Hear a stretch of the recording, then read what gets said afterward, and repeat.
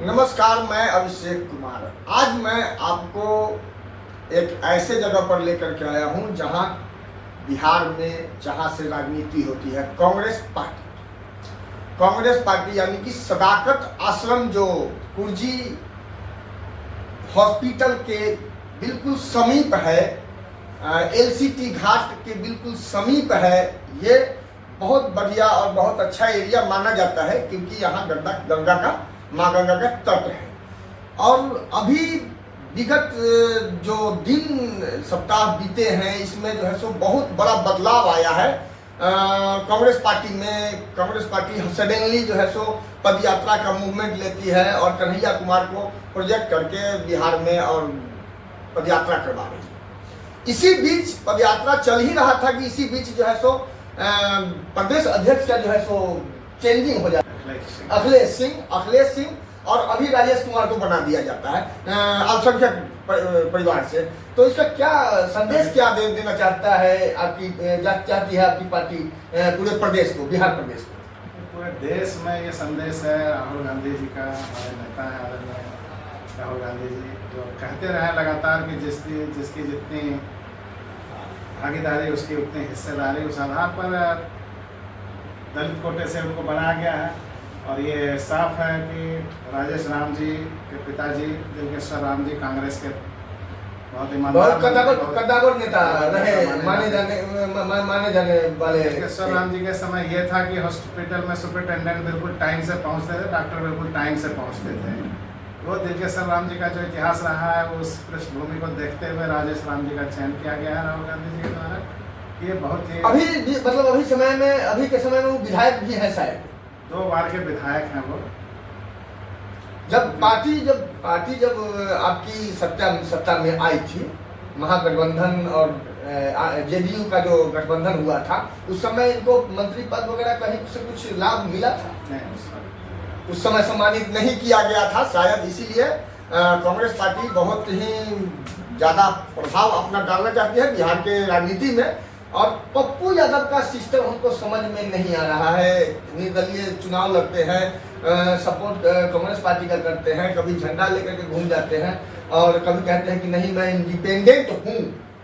अभी तक पार्टी में कहीं कोई पप्पू यादव के बारे में थोड़ा सा खुलासा करें तो अच्छा रहेगा। इसमें खुलासा करने की कोई बात नहीं है। वो कांग्रेस के समर्थक हैं, कांग्रेस बाहरी समर्थक है या पार्टी में कुछ बनाया आप लोगों ने? कांग्रेस का झंडा लेके वो चुनाव लड़ रहे थे और इसमें कोई संदेह नहीं कि उनकी विचारधारा कांग्रेस के विचारधारा से मेल खाती है, तो इसलिए वो कांग्रेस के समर्थक माने जाते हैं, उसमें कोई संदेह नहीं। पार्टी में कोई ओहदा नहीं है उनका, अभी कोई पदार्पण नहीं हुआ। संवैधानिक कारण हो सकता है उसका, पार्टी में ओहदा ना हो, पार्टी में सम्मिलित ना हो, उसके लिए संवैधानिक कारण हो सकता है कुछ हो, इस वजह से वो शामिल नहीं हो सकते हैं। तो हम चलते हैं अभी अब पद यात्रा की ओर। जैसे कन्हैया कुमार अभी पद यात्रा आरंभ किए हैं बिहार के अंदर में विद्यार्थी आश्रम से। वो आश्रम के बारे में पहले हम जानते हैं। आश्रम आज तक मैंने अभी पिछले सप्ताह एक न्यूज कलेक्ट किया था आश्रम के बिहार में, तो उसमें कहा गया कि वहाँ के कार्यवाहक जो है, वहाँ के देख रेख करने वाले, उनसे जब बात हुई तो उन्होंने बताया कि अभी तक ये आश्रम उपेक्षित है। क्यों? वर्तमान में ऐसी सरकार चल रही है जो इनका कोई ऐतिहासिक धरोहर रहा नहीं है, जिनका कोई ऐतिहासिक पृष्ठभूमि नहीं रहा है आज़ादी के आंदोलन से लेकर अब तक। तो ऐसे लोगों की जब सरकार है तो उन लोगों को उन पर ध्यान देने की क्या आवश्यकता हो सकती है? लगता है वो देश से बाहर जाते हैं जब तो गांधी जी के नाम पर जाते हैं, गांधी जी का नाम लेते हैं, गांधी जी के आगे नतमस्तक होते हैं, लोगों को बताते हैं कि हम गांधी जी के देश से आए हैं, मगर यहाँ उनकी उतनी ही उपेक्षा की जाती है। आपने ये भी देखा होगा कि गोडसे जो उनकी हत्या करने वाले थे उनका मंदिर भी बना दिया है इन लोगों ने, आपने ये भी देखा होगा। तो ऐसी बातों के लिए बहुत अभी मैं ऑडियंस के तरफ से आया हूँ, नेताओं के तरफ से नहीं। नेताओं की तरफ से आता तो मैं इतना साफ बात नहीं करता हूँ। मैं आपसे ये पूछ रहा हूँ कि आपकी पार्टी 1990 तक लगातार निरंतर रही है। उसके बाद 2 साल बीजेपी आरजेडी की सरकार थी, लालू यादव की, मतलब उस समय जनता दल था, आज टूट करके आरजेडी हो गया है। तो उसके बाद फिर आपकी सरकार, फिर उसके बाद आपकी सरकार लगातार निरंतर जो है सो 2005 तक आपकी सरकार बिहार में रही है। उसके बाद अभी जेडीयू के साथ में भी आई, वहां पर राहुल गांधी जाते हैं विद्यावा आश्रम, उसके बाद जो है सो कन्हैया कुमार जाते हैं। सबसे बड़ी चीज वहां बताया गया मुझे कि 10 बार चंद्रशेखर जी का नाम आपने सुना होगा, जो पीएम रहे, उन्हीं के अनशन करने पर वहां बाउंड्री हुआ था, जैसा बताया गया है वही मैं बता रहा हूं। और अनुचित बात नहीं है, अनुचित क्वेश्चन भी नहीं है, जनता का क्वेश्चन है, क्योंकि जनता का ही संपत्ति आज के डेट में उतना बड़ा जो उपलब्धि है, चंपारण का, सत्याग्रह का, महात्मा गांधी का, उसके बाद हमारे राष्ट्रपति रहे राजेंद्र बाबू का, ये हृदय है, हृदय के बारे में बात कर रहा हूँ। तो उस समय से आज तक के डेट में, आज भी आप 78 साल के बाद भी कह रहे हैं कि नहीं किसी और की सरकार, 2 दिन 4 दिन की सरकार को हम आप दिखा रहे हैं कि ये नहीं किया, मैं कैसे करूं? आप ही इससे पहले थे गुरु, तो इससे पहले क्यों नहीं हुआ? बड़े बड़े योद्धा आए, चंद्रशेखर जी, राजीव जी, इंदिरा गांधी, उसके बाद जो है मनमोहन सिंह, विगत अभी तो मनमोहन सिंह भी, केंद्र से लेकर के राज्य तक आपकी सरकार रहती है, और आपका बहाना ये आज के डेट में होता है, क्यों? देखिए, आपने कहा कि हमारे पार्टी के कन्हैया जी अभी यात्रा कर रहे हैं, हाँ, पलायन रोको नौकरी दो यात्रा। हाँ, इसके पहले भी यूथ कांग्रेस के अध्यक्ष थे, उन्होंने किया, इसके पहले जो अध्यक्ष थे उन्होंने किया, इसके पहले जो प्रभारी थे वो गए। जाहिर है कि हमारे पार्टी के एक एक व्यक्ति की विचारधारा गांधी जी से उत्प्रेरित होती है, उनसे मेल खाती है, उनके विचारधारा पर ही चलती है। तो उनके विचारधारा पर चलते हुए जो आश्रम शब्द है, उस आश्रम का आशय जो समझ में आता है हमको, तो हमको समझ में आता है कि आश्रम का आशय जो गांधी जी के प्रति था, उस आश्रम को धरोहर मान के उसको यथोचित स्थान दिया गया है और उसमें कोई कमी नहीं की गई है। जो कोई बाउंड्री वाल की बात है, वो बाउंड्री वाल ही आपने कहा, उसके लिए धरना दिया गया था। हाँ, दिया गया होगा, हो सकता है, लेकिन ऐसा नहीं है कि वहाँ बाउंड्री वाल देने से केवल विकास हो जाता है। नहीं, बात सही है। चंद्रशेखर जी जैसे कद्दावर नेता जो प्रधानमंत्री की कुर्सी तक गए, ऐतिहासिक धरोहर, ऐतिहासिक धरोहर को संजोना केंद्र सरकार का काम है, राज्य सरकार का काम है, और जब तक हमारी सरकार रही वहाँ काम होता ही रहा है, ऐसा नहीं है कि नहीं रहा है। वही धरोहर को आज ये लोग जो है इतने वर्षों से चलिए इन सब सारी बातों से हम लोग थोड़ा सा और आगे बढ़ते हैं और कहते हैं मनीष कश्यप का नाम आपने सुना होगा, यूट्यूबर मनीष कश्यप जो अपने नाम के आगे सन ऑफ बिहार लगाता है। ऐसे व्यक्ति कन्हैया कुमार के इस पदयात्रा को और पदयात्रा के को ढोंग, आउटसाइडर ढोंग बताते हुए कहा कि ये बरसाती मेंढक है। आप बताइए, ये बताने की आवश्यकता क्यों पड़ती है सन ऑफ बिहार? ये बोलने वाला आदमी खुद ही डपोर संखी लगता है, नहीं लगता है? हम बिहारी हैं, ये हमारी भाषा बोलती है। दिल्ली जाते हैं, हम बम्बई जाते हैं, वहाँ लोग भाषा हमारी बातों को सुन के, हमारे अल्फाज को सुन के कहता है ये बिहारी है, और इनको लगाना पड़ रहा है सन ऑफ बिहार। तो जाहिर है मिलावट उनमें है। ये कन्हैया कुमार में साबित करने की जरूरत नहीं, व्यक्ति तो बता देती होता है कि मिलावट उसमें है जी। और जो मिलावट उसमें है उसको हमको बताने की आवश्यकता नहीं है। वो कन्हैया कुमार जी खरा सोना है, 24 कैरेट। न सो तो है कन्हैया कुमार में, मतलब वक्ता तो बहुत बढ़िया है। और कन्हैया कुमार के इस पदयात्रा का क्या एक संदेश अटपटा सा खिंचा हुआ जा रहा है, सीधा संदेश है। एक पहले मेरी बातों को सुनिए। पहले एक पदार्पण होता है नीतीश कुमार का, महागठबंधन बनता है पूरे देश का, उसके बाद दिल्ली में गठबंधन टूट जाता है, यूपी में गठबंधन टूट जाता है, अब क्या बिहार में भी गठबंधन टूट जाएगा? कन्हैया कुमार जी की यात्रा का उद्देश्य पार्टी का संदेश युवाओं और छात्रों के बीच फैलाना है। उसका उद्देश्य कदापि गठबंधन और पार्टी संगठन इससे मतलब नहीं है। मतलब है युवाओं को अपनी ओर आकर्षित करना। गठबंधन के लोग क्या चाहते हैं?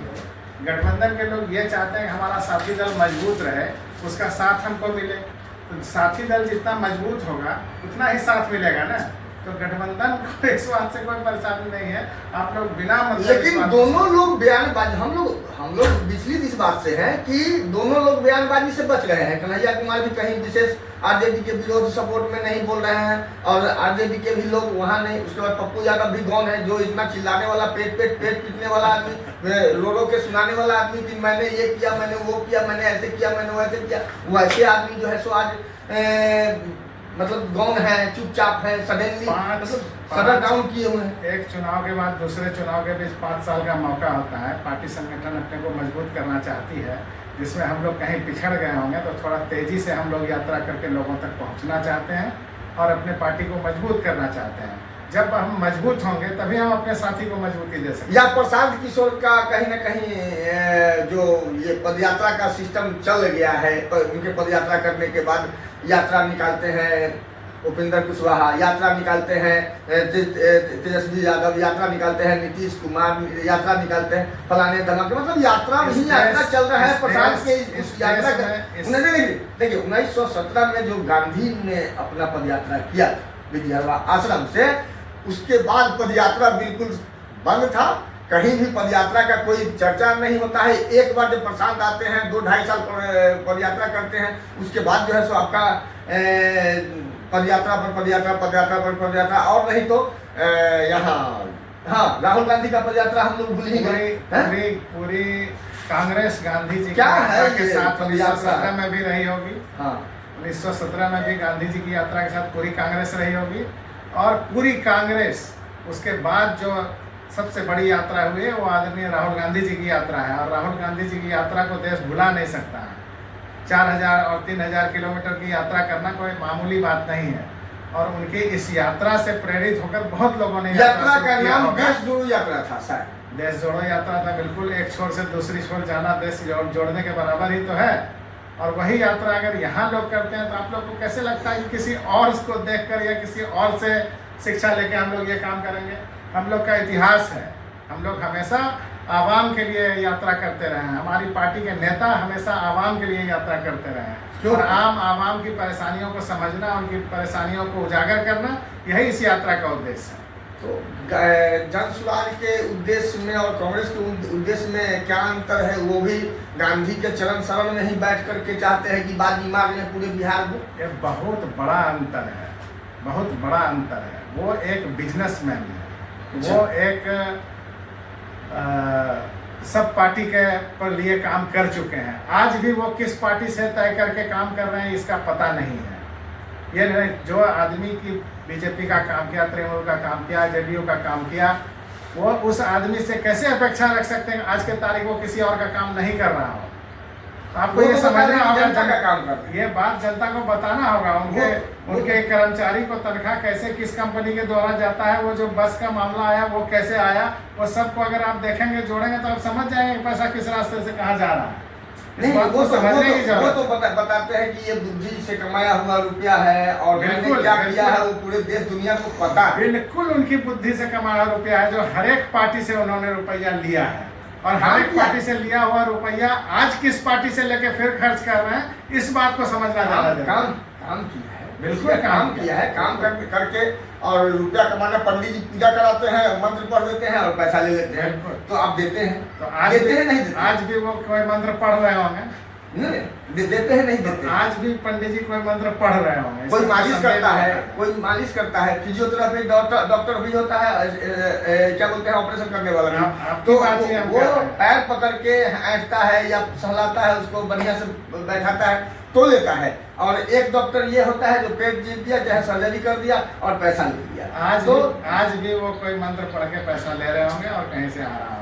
हाँ, तो पैसा नहीं, हम ये कह रहे हैं विचारधारा की बात कर रहे हैं। हम उन पर छीटाकसी, आप पर छीटाकसी नहीं, मैं विचारधारा की बात कर रहा हूँ कि वो भी कह रहे हैं कि हम गांधी की विचारधारा से ही बिहार को जीतना चाहते हैं। और आप भी बिहार में गांधी की विचारधारा थी कि हम जैसे ही सत्ता में आएंगे तो शराब को चालू कर देंगे, शराब को आम कर देंगे।